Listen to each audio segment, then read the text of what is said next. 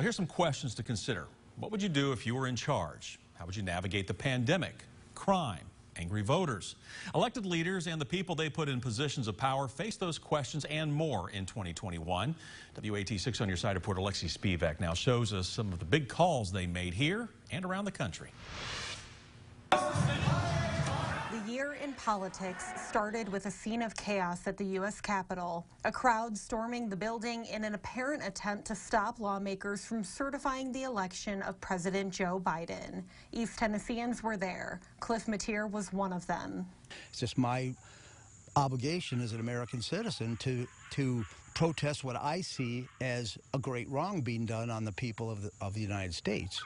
While the FBI sifted through video from that day and through social media to track them down, members of Congress blamed then-President Donald Trump. Lawmakers voted to impeach him for the second time, and for the second time, he was acquitted. Your lawmakers from East Tennessee were against the impeachment. The American people are watching to see how their elected officials respond at this moment in history. Will you vote to mend, or will you vote to further divide this country? Lawmakers in Nashville started their year with a special session focused on education. One bill aims to keep students from being passed on to later grades if they can't make the cut on third grade reading standards. Another set up a system for struggling students to attend learning camps. And another requires schools to take up a phonics-based reading program. The state of our state is indeed hopeful.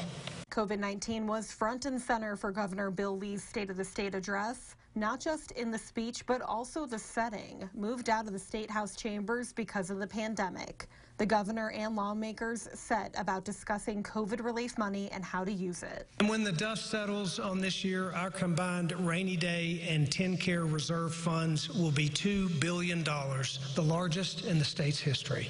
Why are we putting more money on top of that instead of investing in people where it's raining right now? The session wrapped up in May with the General Assembly having passed a major change to Tennessee gun laws, meaning most people won't need a permit to carry a gun. The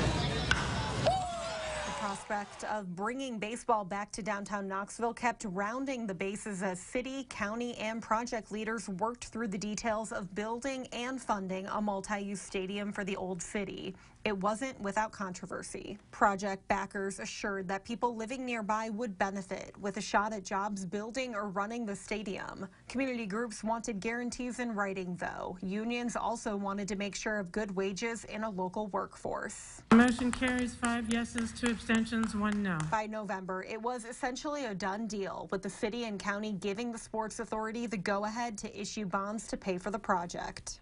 There's a lot of work to do, all the things that go into actually building a $250 million project. County Commission grappled again with COVID-19 policy and in March made a sweeping change to who sets health rules. Does anybody wish to change their vote? Motion passes 8-3. Commissioners voting to strip the Board of Health of its policy-making ability, turning it instead into an advisory board for the county's health department. A rising tide of violence put the community around Austin East High School under massive strain. Students had been shot and killed. Calls for change were ringing out around the neighborhood, and that was before a tragedy inside the school. Why is security was stepped up and beefed up in this school? How could a gun get in?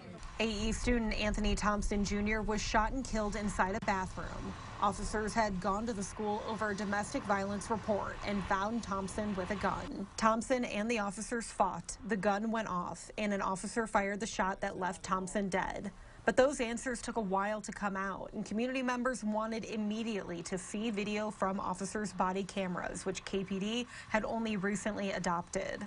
We want complete transparency in this case. We demand the tapes. Release the tapes! Is that we got a kid who was murdered at Knox County School. The tapes did come out. The DA decided the 4 officers involved would not be charged. School board members called for an in-depth review, but before that process got off the ground, Knoxville Mayor India Kincannon made a surprise move, pulling out of the deal that kept police officers on campus. A new deal was in place by June. Later in the year, a shakeup came for Knoxville Police as Chief Eve Thomas revealed her plan to retire. I have poured my heart and soul into this job, and I feel like I have left it all on the field. But there comes a time in everyone's life when they have to move on to their next chapter. Thomas had only been named to the chief's job in 2018. KPD had been under scrutiny for claims of internal affairs problems, and it faced criticism for a spike in violent crime. Thomas is staying on until May while a new chief is picked. You know, I have great confidence in the voters of the city. They'll see through this.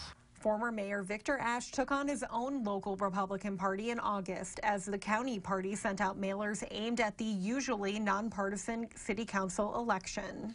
When I ran for county chair, I ran on the message that I would get involved in city elections. That's the message that our members want, and we're going to deliver. A slate of like-minded challengers took aim at 5 incumbents, but in the end, they held on to their seats.